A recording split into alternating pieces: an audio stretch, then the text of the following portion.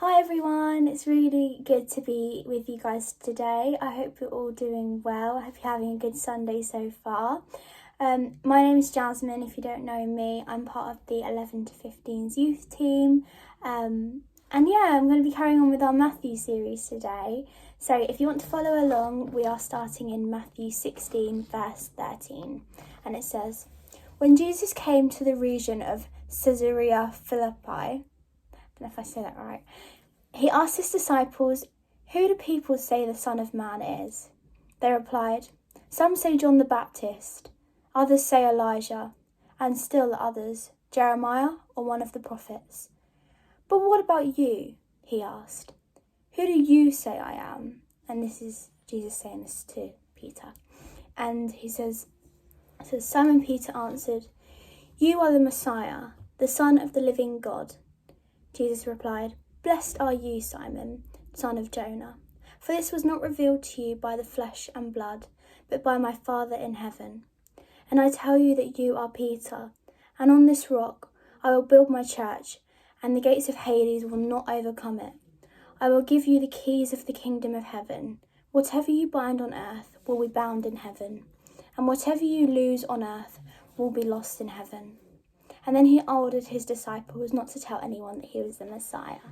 So what we've just read is that Peter has declared that Jesus is the Son of God, that he is the Messiah to all of the disciples. And this is like a massive step in their lives, because they've just found out that Jesus is the Son of God, like God. That is incredible, and they're just casually his friend, they're casually his followers. So this is a really, really big step. So we have a couple of options here, because it's a lot to take in, and we think, well, actually, is this true? Like, was Jesus really telling the truth, or was he a liar? And that's one of the things that a lot of people thought during this time, I'm sure.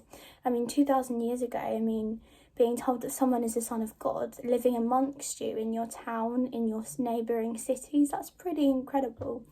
But if he was a liar, it just doesn't really line up with his nature. Jesus was such a trusted person.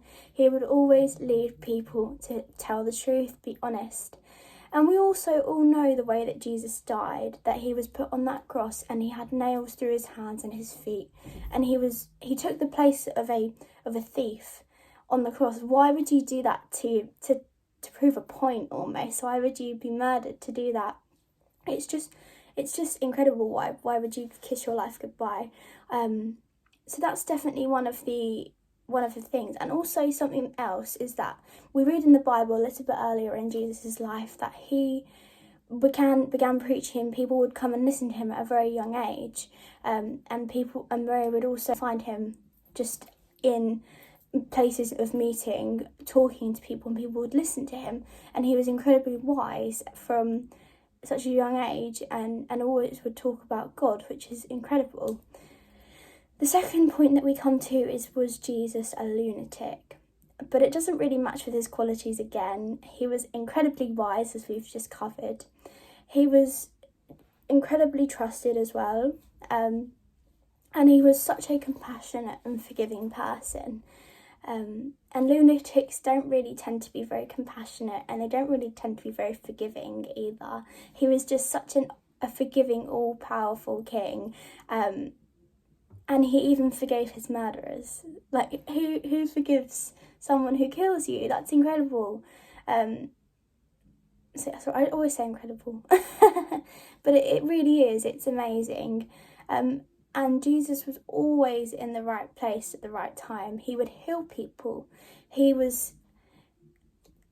just can't even explain it. It's just really, really, really doesn't line up with his qualities and the kind of person that he was. And he was also, he helped people. Like, he was never late to helping people. So it doesn't really line up with his personality. And the last point that we come across was actually Jesus was the Lord. He is Lord. He is our Saviour. He's our King. And I think one of the reasons why it couldn't be that he's a lunatic. He couldn't have been a liar. So therefore he must have been the Lord. He must have been the Son of God. It must have been true. Peter so confidently said that Jesus was the Son of Man, that he was the Son of God.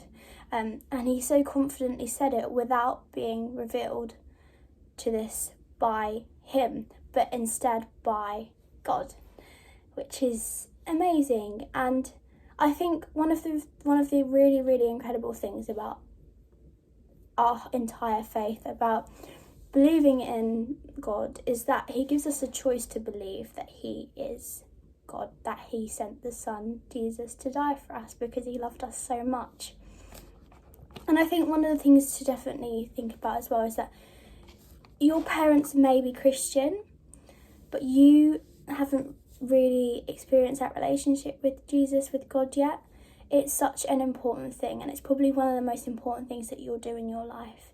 So all I encourage you to do is just to invite God into your life and to invite Jesus into your life and to really search for him as well. If you have a Bible, you can find things online. Think of different studies you can do to just find out more about him. Something that I did when I became a Christian was I started in Matthew, which is what we're reading, and it really, really helped me to get a bit of an idea of Jesus and what he did, and what he did for us all. So I would definitely encourage you to just dive in, just make the decision for yourself, invite Jesus into your heart. I think it's important to think, who does Jesus mean to you? Who does he mean to you? What do you believe? Pray about it, and the answer will be revealed to you. So if you just invite Jesus, if you just invite God into your heart, his plan for your life will unveil. And it, just for me, from my perspective, I have been a Christian for just about a year, and my life has changed completely. So I really, really, really encourage you just to invite him into your heart. So it's been really great to talk to you all, and have a lovely week. Bye.